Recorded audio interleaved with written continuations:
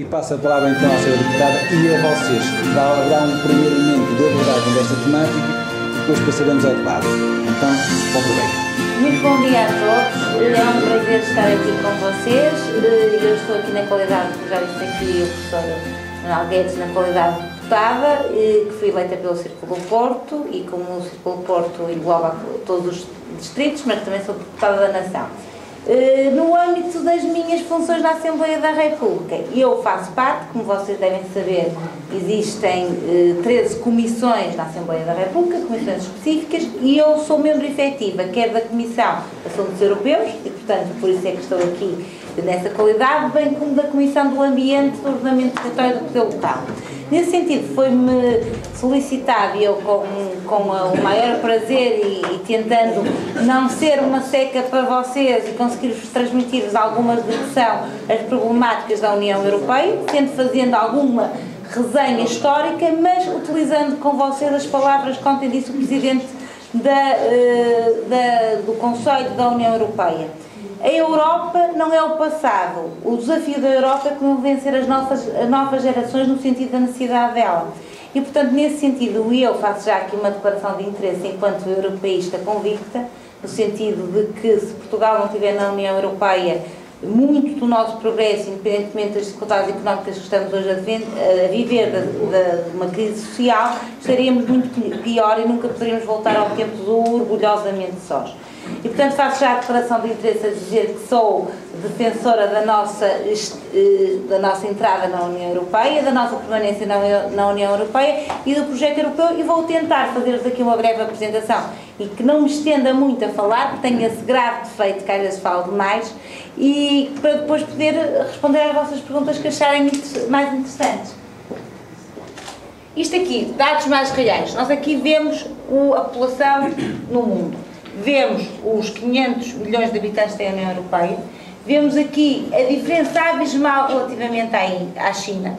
Não tenho aqui um dado, que isto uma pessoa rapidamente vai fazendo das coisas, depois lembra-se que tem que acrescentar, que é a questão da Índia.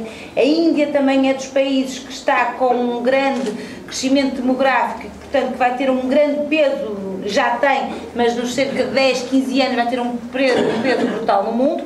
Temos os Estados Unidos com 307 milhões de habitantes e, como vocês estão a ver, a União Europeia, com os seus 27 países, unida, consegue ter um peso significativo relativamente à Rússia e aos Estados Unidos. Relativamente à China, vemos aqui, e muitas vezes hoje em dia com a crise económica nós estamos a ver a questão, tudo que vem da China, nós vemos a diferença do número de habitantes que existem na China relativamente ao resto da União Europeia e dos outros países que eram conhecidos anteriormente como os gigantes mundiais. Pronto, quais são os grandes desafios que nós temos? O problema é a questão do demográfica. Como vocês sabem, os europeus cada vez têm menos filhos.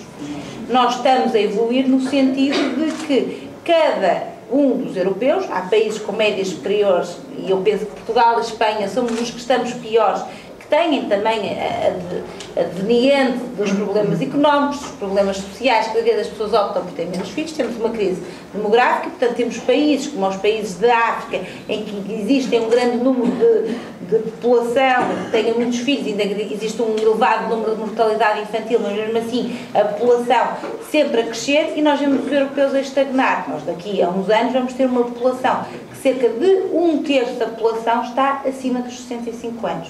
Isto a nível de prestações sociais e de pagamento de reformas é uma questão muito complicada e que nos vai levar a ter que neste momento fazer uma equação de redefinir o nosso modelo social atual. Temos a questão da globalização. Isto, vou-vos dizer uma coisa, para nós que estão aqui em Gondomar percebem, a questão da globalização, designadamente no distrito do Porto, o que aconteceu no âmbito do têxtil. Nós éramos um distrito que vivia essencialmente do têxtil, neste momento com o problema da globalização, da interação constante que existe, a vinda dos produtos têxteis da China, da Índia, desses países, acrescentou com que nós tivéssemos um grande problema a nível dessa nossa indústria, que era uma indústria muito baseada numa mão de obra barata, mão de obra menos qualificada e que neste momento, face àqueles países que eu vos falei, China, Índia, Paquistões, etc., e com a globalização temos esse grave problema. E temos a questão também, que é uma questão que eu não pude deixar de pôr aqui, porque estou na Comissão de Ambiente, que é a questão das alterações climáticas e, designadamente, vocês ouviram falar do fracasso de Copenhague, que que nós temos de estar numa primeira linha, porque o desenvolvimento sustentável, nós cuidarmos do ambiente, tem de ser uma preocupação de todos nós, no sentido de conseguirmos ter um amanhã melhor. Qual é a questão que neste momento, depois vocês vão ver à frente, que está neste momento na Estratégia 2020, que é uma das questões que está agora na ordem do dia dos problemas europeus? Houve uma estratégia de Lisboa, que foi uma estratégia que foi feita ainda no âmbito, quando o António Guterres era Primeiro-Ministro, que era uma estratégia no sentido de desenvolvimento europeu. Neste momento, essa estratégia era bastante ambiciosa, houve um conjunto de alterações mundiais, a crise económica e financeira, o alargamento da Europa a 27, com que fez que ela não fosse totalmente cumprida. E neste momento, os líderes europeus estão a alterar uma nova estratégia, estão a fazer nova estratégia, que é chamada Estratégia 2020, em que vão, de certa maneira, focalizar, em vez de ter muitos objetivos, ter 4 objetivos, basicamente, e eles mesmos serem mais mensuráveis, porque a estratégia de Lisboa era uma estratégia que, do ponto de vista de conceitos, era algo inovador e algo fantástico, mas do ponto de vista da concretização teve muito poucos resultados. E, portanto, nós agora na ordem do dia, e é uma das coisas que a atual presidência da União Europeia, que está em Espanha, que tem como uma das suas prioridades, é a definição dessa estratégia, é reforçar a investigação e a inovação, foi o que eu vos disse. Nós não podemos ter uma economia baseada numa mão de obra baixa, mas numa empresa, num produto, num serviço de qualidade,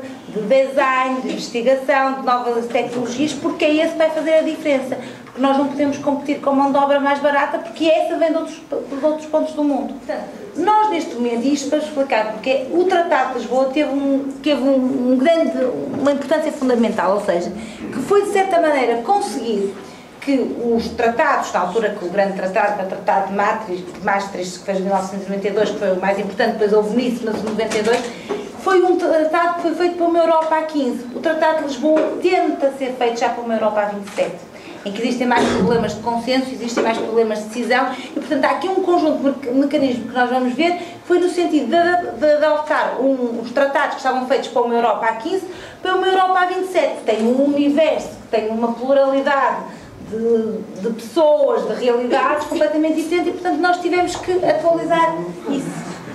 Ora, se nós olharmos para uma turma, e vocês se calhar nem muitas vezes são 27, são menos que isso, andarão que é 22, 21, mais ou menos por aí, vocês estão a imaginar o que é haver consenso entre 27 pessoas. É um bocado complicado, todos nós temos uma ideia, ou estamos muitas horas a debater. E portanto, qual foi a grande questão que se tentou fazer agora para o Tratado de Lisboa? Grande parte das decisões deixam de ser tomadas por unanimidade e passam a poder ser tomadas por maioria qualificada. Uma maioria qualificada mesmo assim complexa, porque obriga a que 55% dos países votem nessa mesma decisão, e desses 55% de países, eles têm que representar 65% da população. Portanto, é uma maioria qualificada com estes 2 critérios. Mas, nesse sentido, consegue-se que em determinadas matérias não seja exigível que haja o consenso que em 27. Claro que há matérias que continuam a ser salvaguardadas, designadamente relativamente à regra da unanimidade, mas cada vez são menos. Portanto, há aqui uma questão da eficiência, da necessidade de termos que avançar, e muitas vezes a questão do consenso da discussão tem que ser preterida no sentido da flexibilidade e da eficiência das políticas.